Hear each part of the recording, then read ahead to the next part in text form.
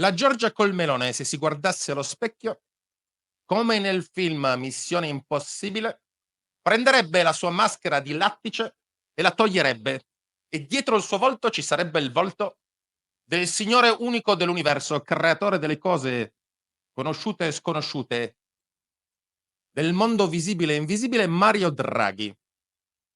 E tutto questo fa sì che il primo partito in Italia sia il partito dei non votanti. Anche se il mio partito, ovvero il Partito Nazionale della Fertilità, vuole essere un'alternativa con una proposta radicale. Le ripeto brevemente. 1. La riapertura delle case chiuse, che sono chiuse ma devono essere riaperte e devono prendere aria per fare sgambare questi giovani che devono essere fertili e pronti a riprodursi. 2.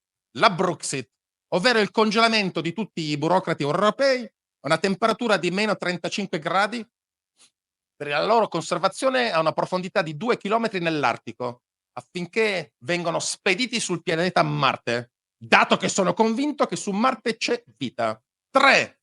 L'uscita dell'Italia dalla NATO, organizzazione ormai satanica, dedicata solamente a una guerra perpetua per soddisfare i bisogni della plutocrazia finanziaria nordamericana e il suo apparato militare industriale. 4. La presenza nei BRICS, ovvero chiedere di poter partecipare per ora solamente in veste di uditore alle riunioni dei BRICS. Parliamoci chiaro, da una parte abbiamo un paese che vuole invadere la Groenlandia, riprendersi Panama, partecipare a un'operazione di pulizia etnica a Gaza e così via. Dall'altra parte abbiamo un blocco di miliardi di persone che hanno un'economia che cresce, scusate. Beh, personalmente preferisco stare con coloro che hanno un'economia che cresce, dato che il futuro dell'Europa è legato anche, parlando dei BRICS e quindi in particolare della Federazione Russa, al grosso blocco russo. Un'Europa, come diceva il generale De Gaulle, che va da Lisbona fino agli Urali.